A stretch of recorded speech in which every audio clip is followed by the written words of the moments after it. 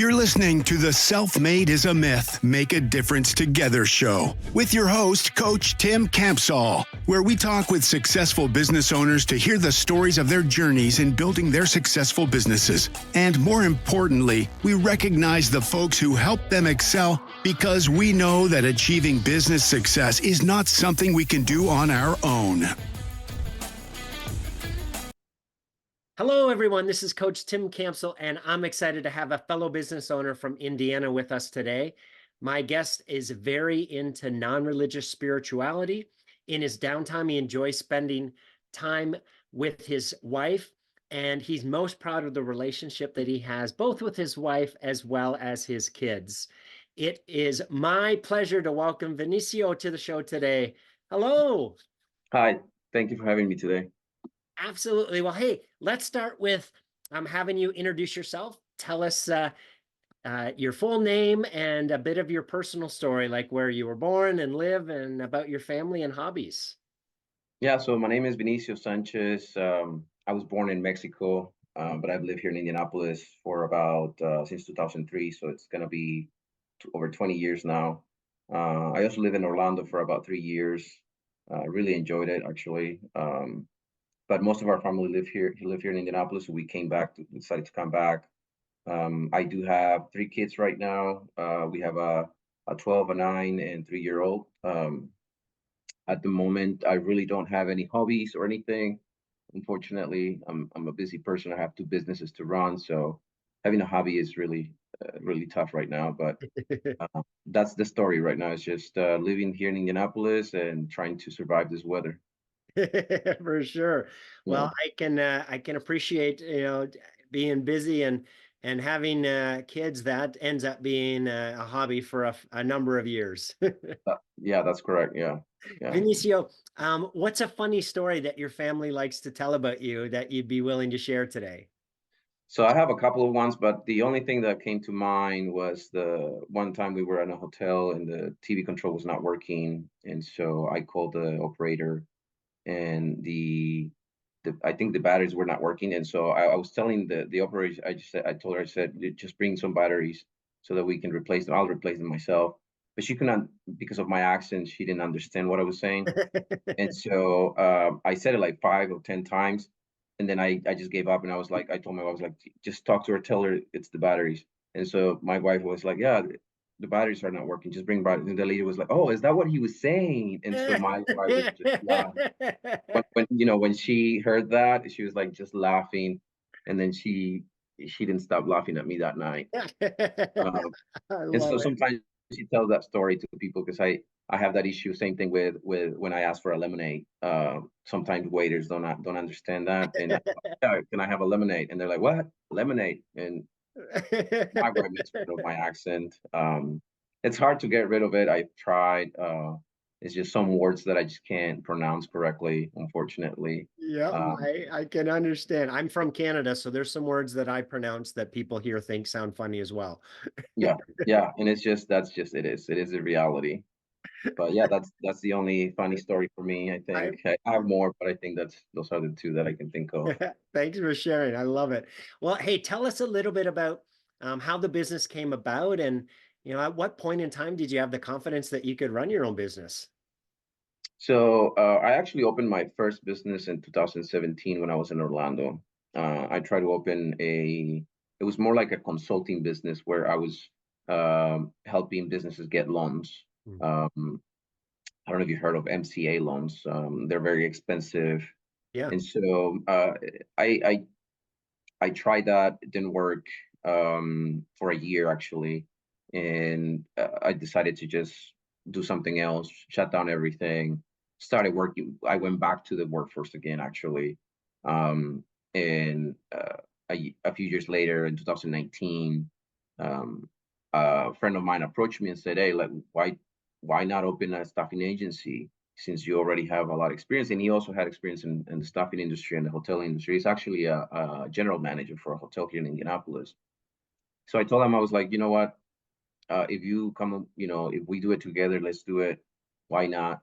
And at that time, I also had some money saved, so I felt more comfortable. Because I think one of the issues too with me not opening a staffing agency before was because you need money for your payroll. I mean, you just need to support at least 45 to 60 days in payroll, because you don't know how soon you're gonna get the checks from the Mhm. hotels.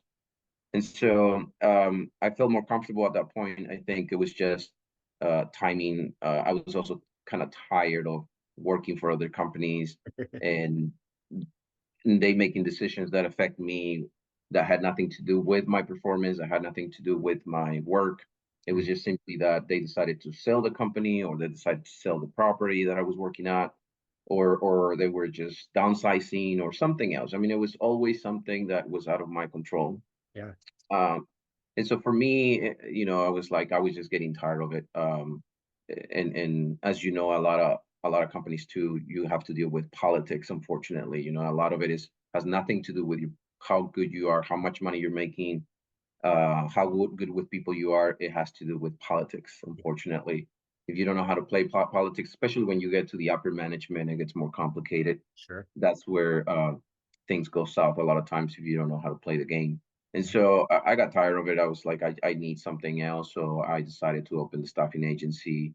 And then a couple of years later, I decided to open the painting company since I already also have experience working for apartments and Mm. dealing with vendors and dealing with painters and cleaners. Um, so for me, I said, let's do two businesses. So I decided to have the staffing and the painting business. Fantastic. So tell us a little bit more about the company. What's the name? What do you guys do? How do you help folks? Yeah, so the staffing is the S&P Staffing. We provide housekeepers, housemen, cooks, dishwashers, uh, servers for hotels here in Indianapolis. We have about 10 clients at the moment. We've been in business it's going to be now since 2019, so it's going to be over 4 years. It's going to be 4 years now. And so that's what we do with the staffing for the painting business. The company is called Sans Global LLC. We provide painting services for apartments. We come in when the resident moves out. We come in. We do the painting work. We actually in some properties also do the cleaning. So we do the move out cleaning Mhm. so that the unit is ready for people to move in. So those are the two things we do. We also do glazing, countertops, glazing tubs, paint cabinets, drywall repairs, and things like that. Wonderful. So for everyone listening, go ahead and check out the company in the link in the description uh, attached to this video, and go visit Vinicio's LinkedIn and tell him that you watched his video, watched his interview. Yeah, that'd be awesome. So, Vinicio, share a story where someone pushed you or inspired you that you could do it, and maybe even though you didn't think that you could, and the impact that that person had on you. I think I have a couple of stories. I mean, I think for me, the main one is my wife. She's been always pushing me actually from a long time. She was the one always telling me, "Hey, it's time for you to open your own business." Especially when I lost my job, for reasons that were out of my control. Mm. She will be always telling me, "Hey, maybe it's time for you to do something for on your own." And so she always had that. She was always on that. I also had a friend of mine that I worked with that would also tell me the same thing. Be like, "Man, you're ready to have your own business. Why don't you do it? Yeah. It's not that hard." And so I had a couple of people that always kind of asked me that question and pushed me. And so for me, it was David Williams and my wife, and then my other friend Rafael too. He was also always asking about that. So I think for me, those people were the main ones that helped me kind of convince myself that I was ready. Because that's the other thing too. Sometimes you feel like you're not ready. Like you don't know. There's a lot of things that you don't know. Like as an employee, you deal with the operations, you deal with customer service, you deal with a lot of things, but you don't deal with payroll taxes, with Mm. your income taxes. You don't deal with uh, unemployment letters. You don't deal with a lot of that stuff that owners usually deal with, especially when you have a lot of employees. It Yeah. gets complicated with the ACA rules. It gets complicated with labor laws, rules. You got to be aware of it. It gets more and more. As a manager, of course, you're aware of it and you get trained, but it just as owner, it's more, and then you have to deal with cash flow as well, Yeah. and then understand how to manage that, and so you don't run out of money, or Yeah. all of those things. So yeah, I mean, I think for me was that people were pushing me to say, do it, you're ready, and it was just convincing myself that I was ready to do it, I Yeah. think. I love that. Yeah. The convincing ourselves, having the mindset, being ready to jump in. Because the reality is that we're never going to have all of the information that's needed to be a business owner. Because as you just listed off a few things, is there's a ton of stuff that's required to be a business owner. And the school system teaches us how to be an employee. And when we're employed with someone else, we learn how to be a manager, but we don't learn how to be a business owner. So there's always going to be a significant learning curve in taking that step and becoming a business owner. And so, yeah, I like what you said. You kind of got to go in with your eyes open that, hey, this is going to be, a big learning curve and I'm ready to do it. Yeah, yeah, yeah, So, and that's the main thing for every, and it's a fear, it's a fear because you don't know what you don't know. yeah, yep, absolutely. We actually define fear as false expectations appearing real. So the fear can feel so correct, right? But usually what happens is we assume the worst case scenario, and then we convince ourselves that that's what's going to happen. And then Yes. we are paralyzed of moving forward. But more important, if that's the worst case, we got to think about what's the best case and then what's the most probable, and then move forward understanding that, hey, I need to put some things in place to mitigate against the worst case, and realize that most likely it's going to be the most probable case it's going to happen, and that's less overwhelming. So let's move forward and learn our way through it. Yeah, yeah, you're right. Somewhere in the middle. Yeah. Yeah. So what's been your biggest learning as a business owner?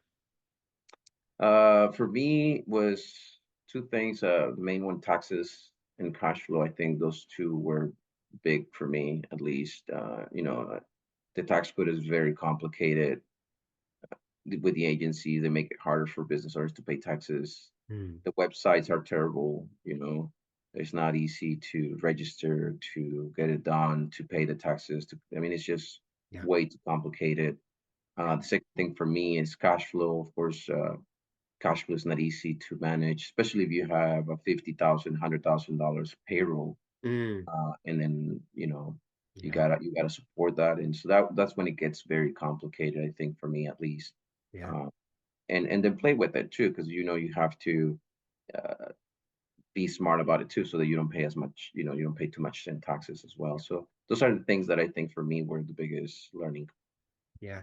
On the tax side, yeah, I agree that the tax code's complicated, the systems are complicated. So I recommend to all business owners that as soon as you're able to hire an outside resource, get an accountant or a payroll company or bookkeeper to take care of that for you, because it's just there's so much involved in it that it's just better to pay an expert who knows how to do it efficiently and effectively, and Yeah, remove one more burden off of the business owner's plate to be able to focus on running the business instead of the nuances of taxes and payroll and things like that. So, yeah, any yeah. re- The reporting, like there was to pay the unemployment, because you have to Mhm. still pay for it, and once you get to a certain amount of employees, you can once you like if you have 10 employees, you can do it yourself. But once you get to more than 10 and 20 and 30, it's just Yep.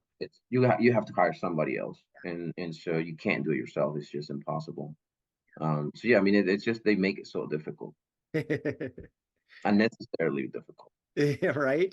Yeah, Yeah, and that's why there's there are different agencies and mhm, companies out there that help to make that stuff easy, right? Help take it off of our plate, payroll yeah, companies or accountants and things like that. Because as a business owner, there's just too many things that we have to be able to have our pulse on, that in a lot of cases it doesn't make sense to be an expert in all of those different areas. It makes more sense to outsource it or hire somebody to do it for us, so that we free up our time to be able to to focus on the big strategic things. And you mentioned cash flowing. It's important as well that, we're not going to be able to outsource all those things in the beginning because we're just getting started and we're building our business. But having a plan in place of, what are the things that make most sense to outsource as soon as possible, and figuring out, right, when can we make that happen from a cash flow standpoint. And yeah, so cash flow is a stressor that all business owners have, of Yeah. the fear of, are we going to be able to make payroll this week or this month, right? Yeah. Yeah. Yeah. It gets complicated. So we know that business success doesn't happen in isolation. So tell us about one of your biggest challenges as a business owner, and maybe a fellow business owner or a colleague that helped you through that. So I think for us, especially the first year, was the biggest challenge was actually not having enough money Mm, to support the growth. yeah. We actually one time we had to tell one hotel, "Hey, unfortunately, we can't. Not this month. We can help you next month or the following month because this month we're at capacity." Um, and and and and and that was a bad thing, of course, for us. That was a very bad decision for us. It was like, oh my God, we're gonna lose this client because we're gonna say no right now, and they need the help Mhm. now. And so that was for me. That was the biggest challenge, was not having enough money to support the growth. And unfortunately, I really didn't have anyone that I could go to at that point because it was the first few months. It was not the first, not even the first year for us. I think we were 6 months into the business Mhm. right after COVID opened. Everything ended with COVID, and so we didn't have, we were not able to get a line of credit because it's only 6 months. Yeah. There's no way you're gonna get anything. Um, and so and we didn't have a lot of cash personally to really. We already were short because we already um, had invested in the company all of Yeah. our cash. So that for me was very difficult. I think the first year makes it hard, and then the second year also a little bit. Once you go over the second year, was easier because now you can get a line of credit. We were Yes. able to actually get a line of credit for $70,000, and then I was able to find a lender that does yeah, they call it Yep. factoring, and Yep. so we were able to actually get a contract with them too. And so that, of course, on the third year was easier because Yeah. now we have two lenders. We have a line of credit here, and then now we have a line of credit with the factoring invoicing. Yeah. And so that elevated a lot. And so that can, now we can support more growth. Um, but yeah, I think for me, the biggest challenge was the first year was just Absolutely. hard.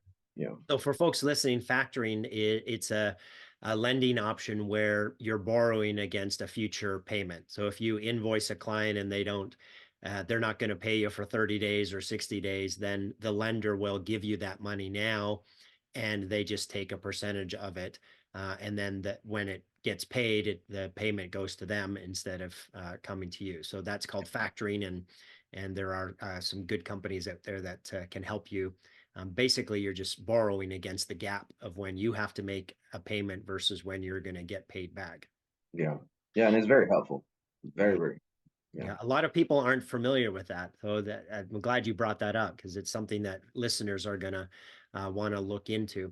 Now, the thing that typically happens with new businesses, you mentioned in terms of being cash strapped in the first year. So the biggest mistake we can all make, and I made this mistake as well, is that I bootstrapped the company. And bootstrapping the company means you're just using your own finances to get started. And, there's going to be situations like was just shared where, hey, we ran out of money, or we can't invest in the growth. And here's the thing, and Vinicio, he just mentioned this, that when you need the money in your first year, the banks aren't going to give it to you because they're looking at your books. However, if you got an SBA loan before you started your company and you shared your business plan and your projections, you're more likely to get the funding beforehand than in the first year when you need it. So for those who are considering starting a company, explore that avenue, see what financing you can get up front to be able to support the growth in the first year or two. Once you've got some numbers and books in place, like Vinicio said, you can then go back and to the bank and they'll give you a loan in year two and beyond. But that first year, you're going to be a little uh, hard to get money when you need it. So you want to look at getting it before you launch your business. Yeah. Yeah. So I'm going to put you on the spot here and ask you to pick three people in your business owner journey that you're most grateful for them being there to help with the business's growth. So who are those three people and how'd they help you? Well, the first one is my wife. Again, I think I mentioned her before. She's the one being supportive, and she's always been the one pushing me to do this. And so I would say she's the first one. The second one will be my partner, Rafael. He's the one also being part of this journey. So he's been there since the beginning, and somebody that I know I can trust. I know he trusts me as well. So we have a lot of mutual trust.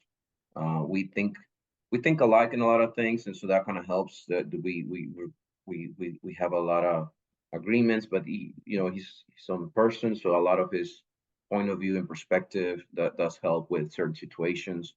So I think it's a very mutual beneficial relationship that I have with my partner. So I think those two, for me at least, they're the biggest when it comes to that. Yeah.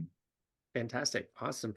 Let's talk about the future. As you think about the next 1 to 3 years, what's your number one area for growth, or what's the number one challenge that you see in achieving your goals?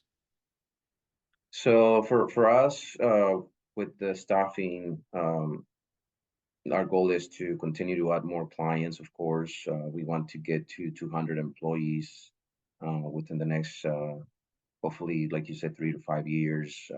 That's the main goal, um, and add on other services, not just staffing. We want to also try to see if we can focus on adding other services such as cleaning, Mhm. commercial cleaning, or even home cleaning. Yeah. Um, there's a lot of opportunity in that space, and we want to see if we can take advantage of the fact that we already have experience in the cleaning industry. I mean, we're cleaning rooms. We have, a big team of people cleaning rooms on a daily basis, and so we already have that experience. And I think we can transfer that into cleaning, something like the conference center or offices, or like I said, single family homes. Mhm. You can transfer a lot of that into those spaces.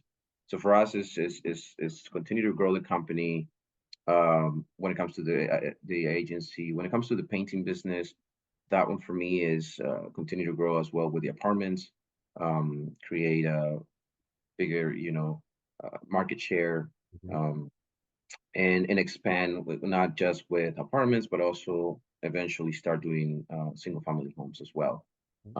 There's a lot of opportunity in that area as well, and so I think those two can help us grow and continue to grow in the future. The other thing too with construction is trying to get into contracts with the city. Um, I have not done that yet because this is my first year actually.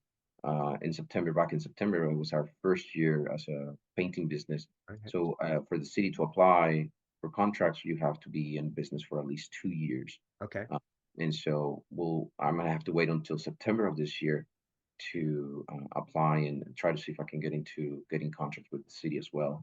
So those are the biggest goals right now. Challenges, I think for me is in the staffing industry is the biggest challenge for us is the market demand. Mhm. Um, a lot of depends on the tourism. A lot of depends on the conference events that happen here in Indianapolis. Um, yeah, things look very promising this year, according to a lot of events that are already scheduled. We have Taylor Swift coming up, right, which is going to be a big deal here in Indianapolis. Apparently, everything is going to be full, sold out. There, actually, everything is already sold out. Uh-huh. So when it comes to rooms, and so there's a lot of good events coming up, and of course we have the 500, Indy 500. We got the Eclipse. So those things, of course, are going to bring a lot of revenue, and hopefully a lot of opportunity for us. But there's always that concern if we might need more than that. That might not be enough. Sure. Um, we also have to be concerned about the unemployment rate. If Mhm. unemployment rate goes up, that means there's a lot of people looking for work. there's less jobs, so there's less demand for us as a Right. staffing agency. So we need the unemployment rate to stay low for us to continue our growth. Mhm. Uh, so these are things that we really have no control over as a company. Sure. And so we depend on others and all and the market as well. So it's just something we know, you know. And the Yeah. painting business side, it's a little bit different. Painting, Sure. the good thing is that, you know, it's more like a need. You know, that's why I also decided to open the painting business, because when I was in COVID, I actually was working as a property manager during the COVID shutdown. And our operations, because I was managing a property, we were still open. We were Mm. still doing Right. things. It was considered essential. Yeah. And so my vendors, my painters were still working. We still had to do unit turns. We still had to paint units. We Right. still had to paint units. That didn't stop. And so that's one of the reasons I decided to also open the painting business. Is it's just an opportunity to stay safe and not depend so much on the market, as you know, as the staffing agency that depends a lot on the market. It makes you mentioned earlier about expanding your services as well. So that makes sense on the staffing side to look at how else might you use the employees that you have and diversify yourself a little bit beyond just the the hotel industry and tourism and so I like where you're thinking in terms of, hey, how might we diversify our business model so that we're not only dependent on others. Yeah, yeah, that's the idea. Yeah. Last question here. Jim Rohn, a great business guru, said that we become the average of the five people that we spend the most time with. So, as you think about that quote, what advice would you have for business owners who are trying to do it on their own? Well, I would say do not do it on your own. You know, I mean, I think that's the first thing. I think, but if you do make sure you get a good mentor. You know, Mhm. get somebody who already kind of knows what they're doing, so that you can learn as much as you can. Read as much as you can about taxes, cash flow, business loans, credit, payroll, people management. It's just, you know, I think for me, those are the things that you gotta really put together and work through and learn. It's not that easy. I mean, at least for me. I mean, and a lot of people. I've seen a lot of people opening businesses, and they they try to do it without knowing you know, anything about credit, anything about payroll, anything about people management, and then they struggle. Um, and that's one of the mistakes I think a lot of business owners make. Yeah, well, you just mentioned it's not easy, and the reality is that running a business is not easy, right? There is a lot to learn and understand and to manage, and it certainly can become easy, right? Once the best practices and the tools are put in place, but the learning curve in the first, couple years can be a little overwhelming because there's just a lot that we have to figure out and navigate through. So I like your advice on, read books, watch videos, ingest as much information as you can to help to become a better version of ourselves. And I've throughout my journey, I've had up to three different coaches at a time that were focusing on different aspects of the business that I knew I needed to grow in and become better at. And I've had a business coach from since the beginning because there's always stuff that I don't see for myself, and I need an outside perspective and set of eyes to point those things out for me and help me to understand what I'm missing and also to hold me accountable and help me to set bigger goals and push myself. So You know, and there's easy ways to do that, right? We can, if we, some people don't like reading, so you can listen to an audio book, right? Or you can watch a video, or you can go to a seminar or a conference. There's lots of, very affordable options out there to help us all to grow and learn and develop or, talk with other business owners. People are willing to have a coffee and talk about their journey and answer any questions that you have. So yeah. never feel like you're on an island by yourself. There's lots of resources out there for everyone who's listening to tap into and help you to become a better version of yourself. But sometimes it can feel like you're on your own, even though It you know sure that there's can. a lot Yes. Yeah. of Talk a little people. bit more about that.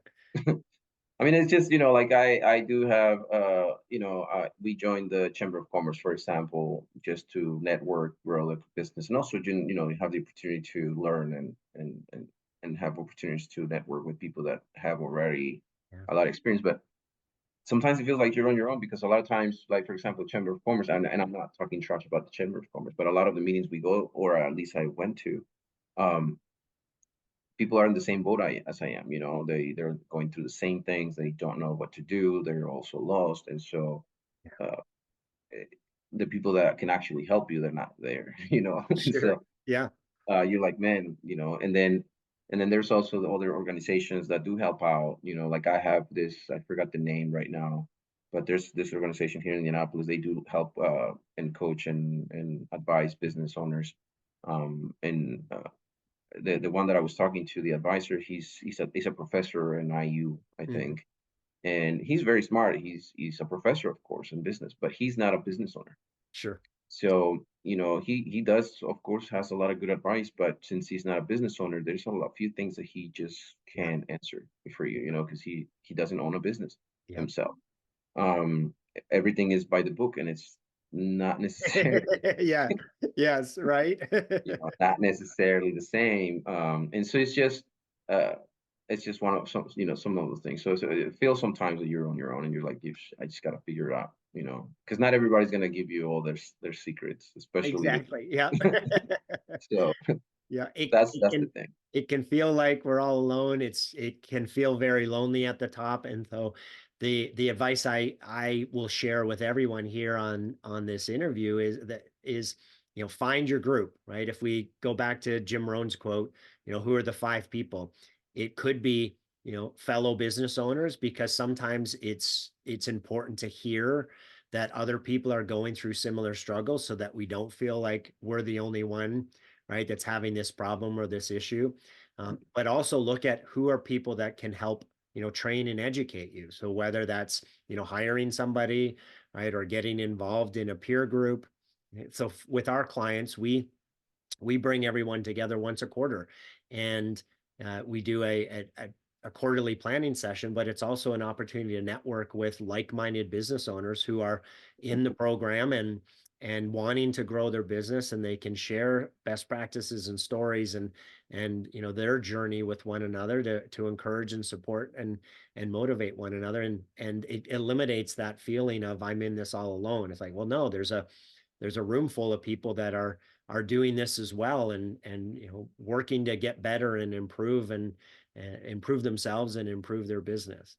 Yeah. So yeah, for everyone listening, just find your group, find who you need. Again, right, it could be different levels. It could be fellow business owners in a chamber event. It could be that you hire a company to coach you and guide and direct you on those best practices. It could be a peer group of CEO roundtable groups. There's things like that out there as well. But critical, I think it's absolutely mandatory that every business owner who wants to be awesome, right, who wants to build a great business, you need to have somebody who's mentoring you or coaching you to get there. Yeah. Yeah, I agree.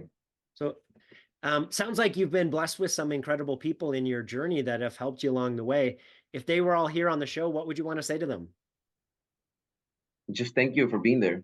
Really, just thank you for the support. Thank you for being there. Thank you for having faith in me and not giving up. And I think that's all I can think of is just thank you. Awesome. Vinicio, it's been a pleasure speaking with you today. Thank you so much for being on the show. No, thank you for having me. I appreciate it. I appreciate your time. Thank you very much. It was fun. Thanks for listening to the Self-Made is a Myth show. Please help spread this movement by liking and subscribing to our show and following us on Facebook and LinkedIn. To join our movement, go to bemadtogether.com. Okay, folks, that's a wrap. Please pay it forward and be sure to tune in next time to the Self-Made is a Myth podcast.